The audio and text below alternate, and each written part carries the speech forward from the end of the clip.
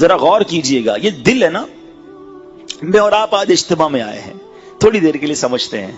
ماشاءاللہ اچھی بات ہے، صاف ستھرے آپ نے کپڑے پہنے ہوئے ہیں، کئی لوگوں نے آج اچھی سی ٹوپی نکالی ہے، کئیوں نے اچھی چادر نکالی ہوگی، ہو سکتا ہے عطر بھی لگایا ہوگا، امامہ پہننے والوں نے صاف والا امامہ نکالا ہوگا. اچھی بات ہے، اللہ رسول کے ذکر کے محفل میں آئے تو تیاری سے آنا چاہیے. لیکن ہم نارملی کیا کرتے ہیں، اپنے ظاہر کو بڑا صاف ستھرا رکھتے ہیں.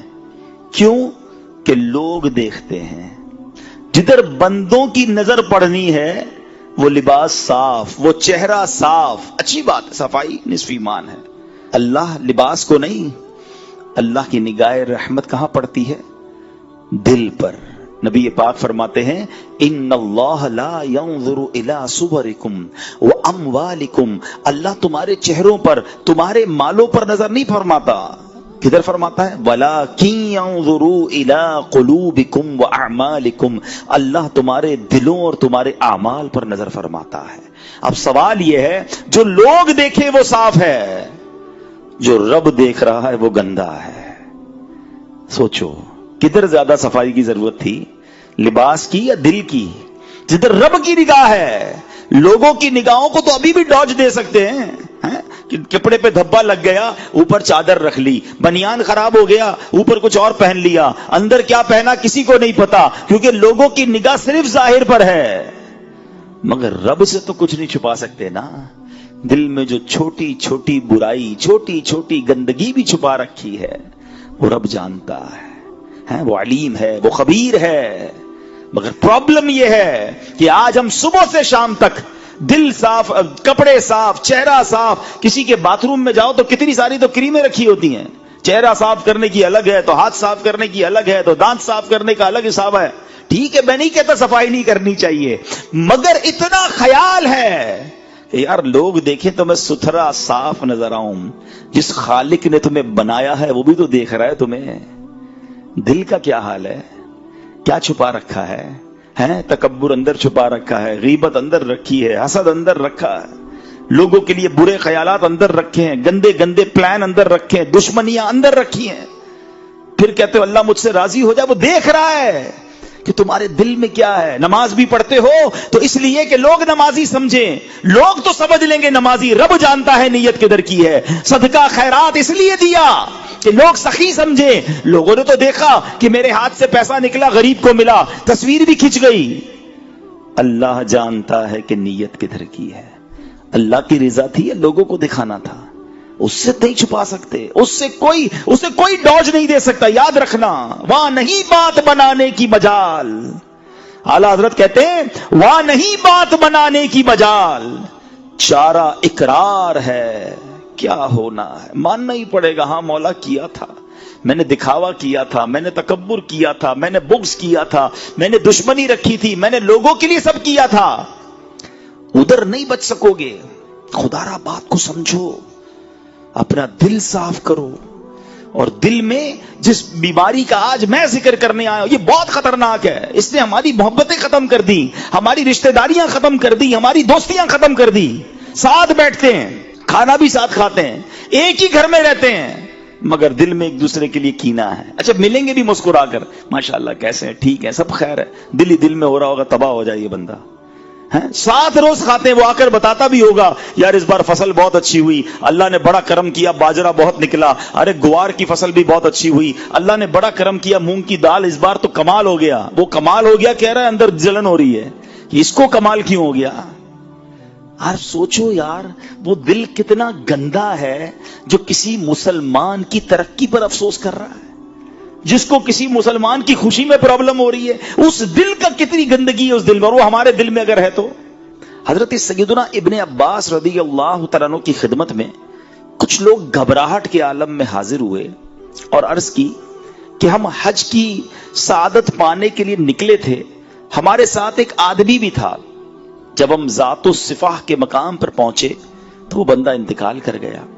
ہم نے سے غسل و کفن کا انتظام کیا اور پھر اس کے لیے قبر کھودی. اب ذرا غور کیجئے گا، کہاں کون سے سفر میں گیا جا رہا ہے وہ بندہ؟ حج کے سفر میں.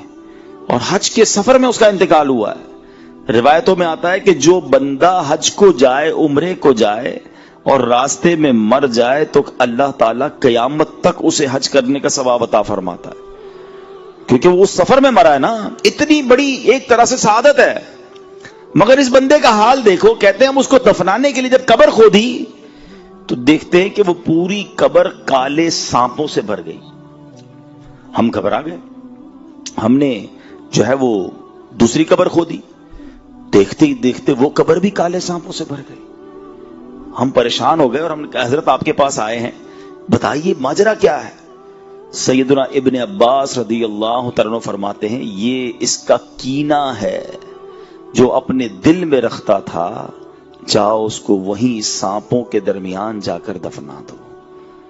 آپ ذرا غور کیجئے پیارے اسلامی بھائیوں کہ حج کا مسافر ہے مگر قبر میں سانپ آ گئے. وجہ کہ اس کے دل میں کینہ تھا، مسلمانوں کے لیے بغض تھا، لوگوں کے لیے برے خیالات تھے. فرمایا جس کے دل ایسا ہو کدھر بھی قبر کھودو گے ادھر سانپ نہیں آنا ہے، ادھر عذاب نہیں آنا ہے، ادھر ہی دفنا دو. اے پیارے اسلامی بھائیوں ذرا غور کیجئے. میں آج جس بیماری کے بارے میں، جس پرابلم کے بارے میں ذکر کرنے آیا ہوں، سمجھانے آیا ہوں، خود بھی سمجھنے آیا ہوں، وہ ہے کینہ، بغض. میں اس کی تعریف بھی بیان کروں گا کہ کینہ کہتے کس کو ہیں، اور ہو سکتا ہے کہ ابھی تک تو کسی کو سمجھ ہی نہ آیا ہو کہ کینہ کیا ہے، یا پھر کینہ میں تو نہیں کرتا. تو ذرا سنیے گا. اب پہلے تو کینہ جو ہے اس کی تعریف تھوڑی دیر بعد بیان کرتا ہوں. ایک طرف آپ نے اس بیمار یا اس پرابلم میں جو شخص مبتلا ہے اس کا عذاب سن لیا. اب آؤ دوسری طرف انعام بھی سن لو.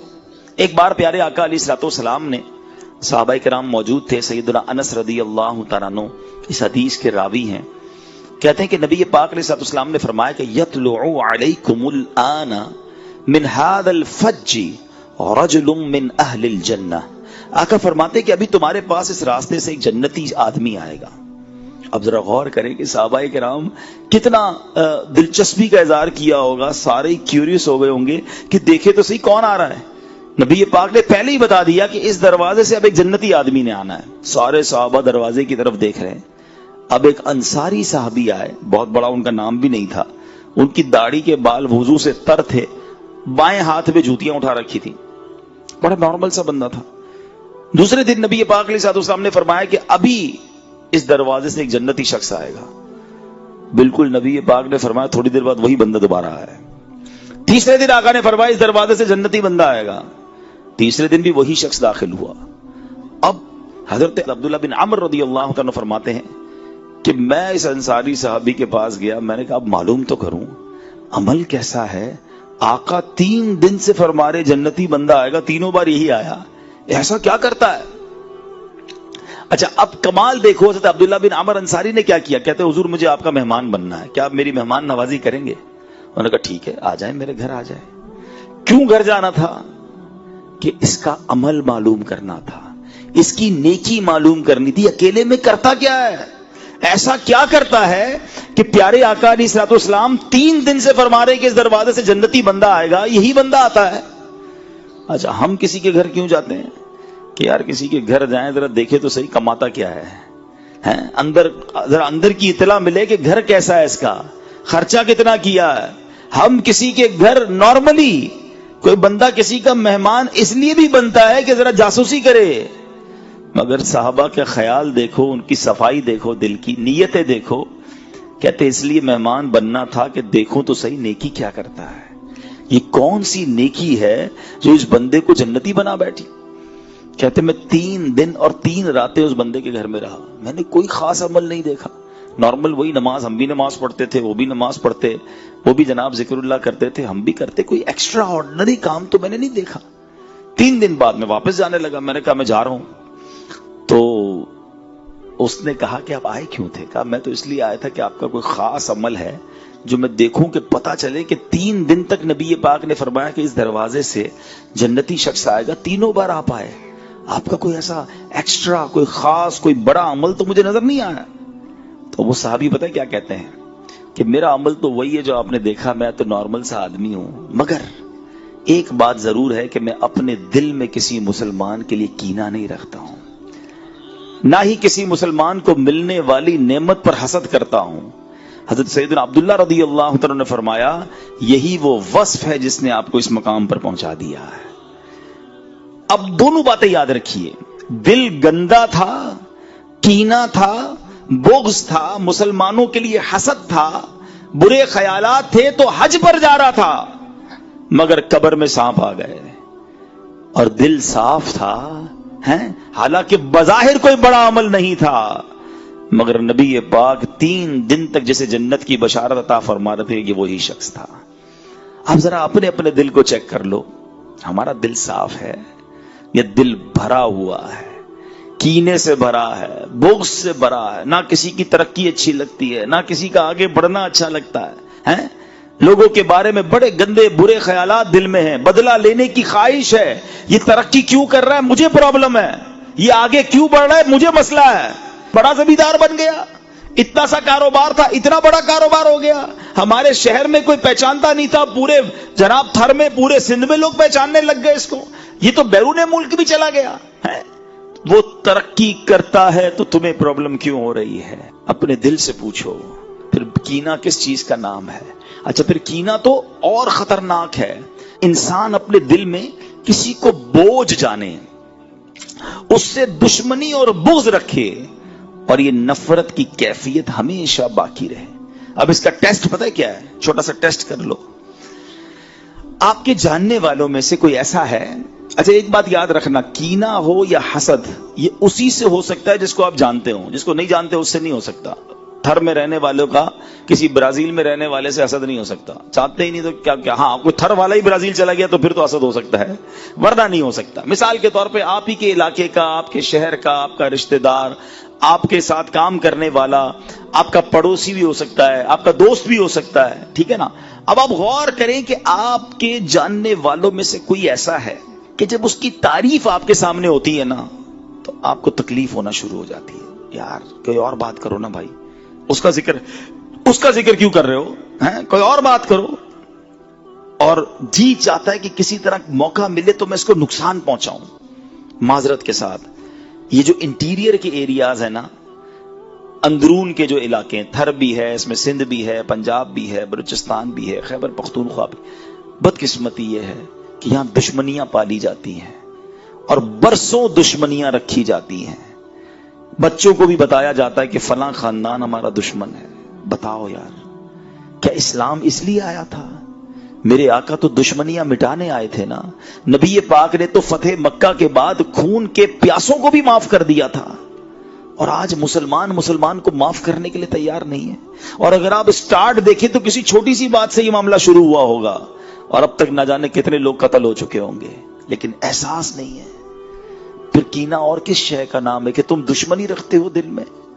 پھر سوچ لو کہ یہ کہیں بیماری ہمیں قیامت کے دن مروا نہ دے، قبر میں سانپ اور بچھو نہ آ جائے.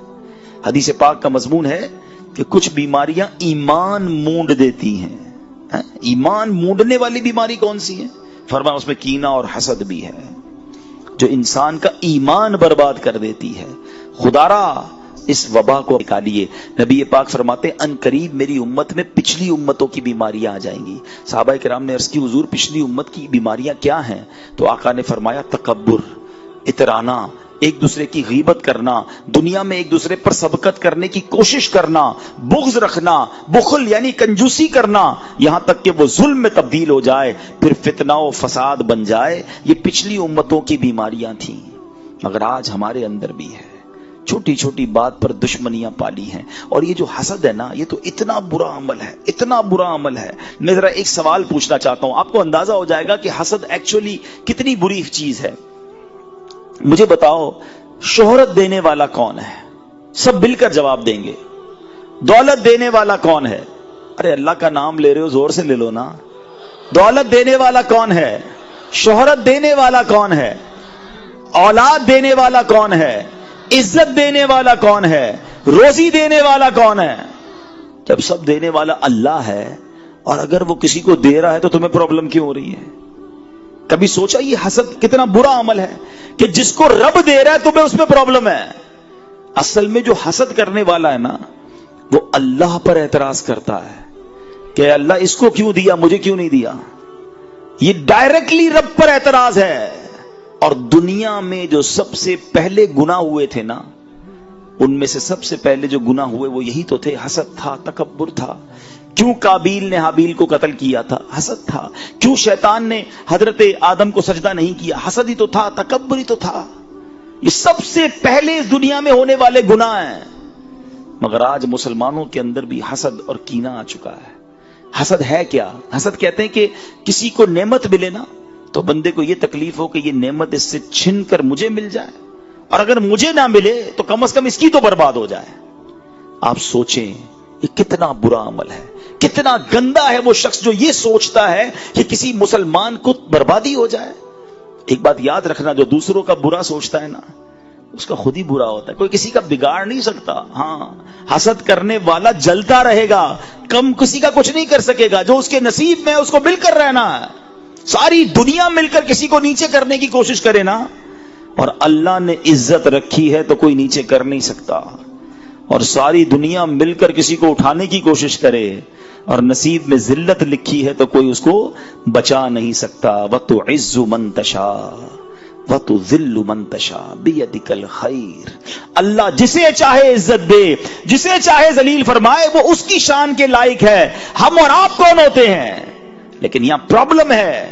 ہمارا دوست آ کر ہمیں کہے کہ سائیں نیا گھر لیا ہے، آئیے آپ کی دعوت ہے، جائیں گے اس کے گھر پہ بریانی بھی کھا کر آئیں گے، اور جیسے ہی باہر نکلیں گے پھر کہیں گے 2 نمبر کے پیسوں سے گھر بنایا ہے. سوچئے کتنا برا دل ہے کہ تمہیں کسی کی خوشی میں پرابلم ہے. کوئی بندہ آ کر کہنا ہے نئی موٹر سائیکل لی ہے، اچھا ماشاءاللہ دکھاؤ تو صحیح، مٹھائی کب کھلاؤ گے؟ مٹھائی بھی کھا لیں گے. جیسے ہی جائے گا کہیں گے یہ چوری کے پیسوں سے لی ہے، سود کے پیسوں سے لی ہے.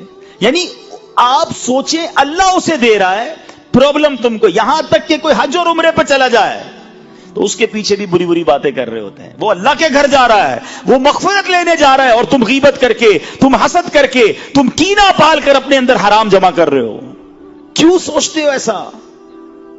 حسد کی ایک بڑی جائز پیاری صورت بھی ہے، اس کو عربی میں کہتے ہیں غبطہ اور رشک. وہ کیا ہے کہ اگر کسی کو آپ دیکھتے ہیں کہ اللہ نے اس کو اچھا چہرہ دیا ہے، شہرت دی ہے، دولت دی، اب اللہ سے دعا کرو نا، یا اللہ اس کو دی ہے مجھے بھی دے دے. اس میں کوئی حرج نہیں ہے. ہمارا مائنڈ بہت تھوڑا سا ہے، ہمیں لگتا ہے اس کو موٹر سائیکل مل گئی، اس کو گاڑی مل گئی، اس کو شہرت مل گئی، مجھے کیا ملا؟ کچھ نہیں ملا. یا اللہ اس کا مجھے چھین کے مجھے دے دے. یہ تو وہ کہے کہ جس کو یہ ایمان ہو کہ اللہ کے پاس اتنا ہی تھا، اس کو دے دیا اب اللہ کے پاس ختم ہو گیا. معاذ اللہ، ایسا تو ہے نہیں. میرے رب کے خزانے تو بھرے ہوئے ہیں نا. اب اللہ سے کہے یا اللہ اس کو بھی اور دے، مجھے بھی دے دے. تیرے خزانوں میں کمی تھوڑی ہے. تو نے جب اس کو عزت دی ہے مجھے بھی دے دے، اس کو دولت دی ہے مجھے بھی. ایسا کرو نا. یہ کیوں سوچتے ہو کہ اس کا چھن کر مجھے مل جائے؟ چھن کے ملے گا نہیں، تم جلتے ہی رہو گے. حسد کرنے والا دنیا میں بھی جلتا ہے اور آخرت میں بھی جلتا رہے گا. ایک جملہ یاد کر لو آج، اور وہ جملہ یہ ہے: سب کا بھلا سب کی خیر، سب کے بھلے میں اپنی خیر. ہاں، یہ دنیا میں دعا کرتے رہو، یا اللہ تو سب کا بھلا فرما، سب کی خیر فرما، ان سب کی بھی خیر فرما، میری بھی خیر فرما. وہ کریم ہے، وہ عطا فرمائے گا تمہیں. اللہ کرے کہ یہ بات سمجھ آ جائے. یہ جو دشمنیاں ہے نا، یہ جو کینہ ہے، یہ بغض ہے، یہ حسد ہے، یہ نکالو دل سے. واللہ یہ کولیسٹرول سے بڑی بیماری ہے. یہ تمہارے بلڈ پریشر اور شوگر سے بڑی بیماری ہے. ارے کولیسٹرول بڑھ گیا تو ہارٹ اٹیک کر دے گا. یہ بغض اور کینہ اور حسد بڑھ گیا تو ایمان لے لے گا. کدھر جاؤ گے؟ کیسے اس سے نکلو گے؟ اب آخر میں نے آپ کو حسد اور کینہ کرنے والے کا انجام بھی بتا دیا، کینہ سے دل صاف رکھنے والے کا انعام بھی بتا دیا. اب میں آپ کو علاج بھی بتا دیتا ہوں. دعوت اسلامی والے صرف پرابلم نہیں بتاتے، الحمدللہ سولوشن، علاج بھی بتاتے ہیں. ٹھیک ہے، اب علاج کیا ہے؟ پہلا علاج، اور وہ دل کی تمام بیماریوں کے لیے ہے. ٹھیک ہے، چاہے وہ تکبر ہو، چاہے وہ حسد ہو، چاہے وہ ریاکاری ہو، چاہے وہ جناب عجب ہو، خود پسندی ہو، یا یہ بغض ہو، کینہ ہو، جتنی دل کی بری بیماریاں ہیں نا جو ایمان برباد کر، سب کا علاج، سب سے پہلا علاج، اور وہ ہے دعا. اللہ سے دعا کرتے رہا کرو، یا اللہ میرا دل صاف کر دے، اے اللہ تکبر سے پاک کر دے، بغض سے پاک کر دے، کینے سے پاک کر دے، میں برا ہوں میرے مالک، میرے دل کو صاف کر دے. دعا کرو نا. اللہ، ہم کمزور ہیں، اللہ تو کریم ہے نا، وہ نگاہ رحمت فرمائے گا تو یہ دل صاف ہو جائے گا. پہلا دعا کیا کرو. ٹھیک ہے. دوسرا علاج وہ ہے اینٹی بائیوٹک. تھوڑا سا مشکل ہوتا ہے نا, انجیکشن لگاتے درد ہوتا ہے نا, یہ درد والا علاج ہے لیکن ہے بڑا زبردست علاج. کہ جس سے حسد ہو گیا ہے نا, کہ جس کے لیے کینہ ہے دل میں, برا لگتا ہے, بربادی کی خواہش ہے جس کی, اور آپ کو لگا یار یہ تو میرے دل میں آ گئی ہے اور میں تو مر گیا. اچھا ایک آپ کو عجیب سی بات بتاؤں, جس سے حسد ہے نا یا جس سے کینہ ہے اس کو پرابلم نہیں ہے, پرابلم آپ کو ہے, کیونکہ آپ کے دل میں بیماری ہے. اس کو تھوڑی بڑا مسئلہ ہے, بیمار آپ ہو گئے ہیں تو اس کو کوئی مسئلہ نہیں, علاج آپ کو کرنا پڑے گا. تو اب علاج یہ ہے کہ اب اس کے لیے دعا کریں. جس سے حسد ہو گیا ہے نا اسی کے لیے دعا کریں. اور دعا کیا کریں؟ مثال کے طور پہ کسی کی خوبصورتی سے حسد ہے, یار اتنا اچھا چہرہ کیوں ہے اس کا, اب دعا کریں یا اللہ اس کو اور اس کی خوبصورتی میں اضافہ فرما. کسی کی دولت سے حسد ہو گیا ہے, دعا کریں یا اللہ اس کے مال میں اور برکت دے. کسی کی شہرت سے حسد ہو گیا ہے, یا اللہ اس کی شہرت میں اور برکت دے. ہے مشکل, آپ بولیں مولوی صاحب بندہ پہلے ہی اچھا نہیں لگ رہا اور آپ کہہ رہے ہیں اسی کے لیے دعا کروں, تو یہی تو میں بتا رہا ہوں, انجیکشن ہے یہ. تھوڑی تکلیف ہوگی آپ کو لیکن اس کا فائدہ بتا رہا ہوں. جب آپ اس کے لیے دعا کریں گے نا اس وقت آپ کو بھاری پڑے گا, لیکن آہستہ آہستہ کیا ہوگا کہ جب آپ دعا کرتے رہیں گے تو دل اس کے لیے صاف ہو جائے گا. آپ کوئی آ کر بتائے گا نا یار پتا چلا وہ فلاں کی کاروبار میں اور ترقی ہو گئی, تو آپ کہیں گے میں بھی تو دعا کرتا ہوں, ترقی تو ہونی تھی. کوئی آ کر کہے گا یار وہ اور مشہور ہو گیا, ارے اللہ اور عزت دے, میں بھی تو دعا کرتا ہوں. اب آپ کے دل سے یہ حسد اور کینہ صاف ہونے لگ جائے گا. تیسرا علاج یہ بھی تھوڑا سا کڑوی گولی ہے, اور وہ کیا ہے؟ میں بیمار ہے نا, بیمار کو دوائی تو دینی پڑے گی نا. علاج کرنا ہے تو دوائی لے لو, نہیں کرنا تو آپ کی مرضی. اور وہ کیا ہے کہ جس سے حسد یا کینہ ہو گیا ہے نا اس کو جا کر تحفہ دے. تحفہ کیا ہے؟ تحفہ حدیث میں آتا ہے تحفہ دو محبت بڑھے گی. ہاں اب بندہ بولے مجھے اس کا چہرہ ہی اچھا نہیں لگتا, آپ کہہ رہے تحفہ اس کو دو جا کے. بیمار تم ہو نا, علاج کرنا ہے تو دو تحفہ, انشاءاللہ محبت بڑھ جائے گی, علاج ہو جائے گا, دل صاف ہو جائے گا. ہاں ایک گڑبڑ مت کرنا کہ جا کر تحفہ دیتے وقت کہنا بھائی تم سے حسد ہو گیا تھا, مولانا صاحب نے کہا تحفہ دو اس لیے تحفہ لے کر آئے, اور پھڈا ہو جائے گا بھائی. ہاں بتانا نہیں ہے, ویسے ہی جا کے تحفہ دینا ہے. لیکن سمجھانا یہ چاہ رہا ہوں کہ جس سے بھی اگر دل میں یہ پرابلم ہو گئی ہے تو اس سے میرا دل صاف ہونا میرے لیے ضروری ہے, اس کے لیے نہیں, ورنہ میں مارا جاؤں گا, کہیں میرا ایمان برباد نہ ہو جائے. اور آخری بات, یہ جو حسد ہے نا یا کینہ یہ سکون لے جاتا ہے.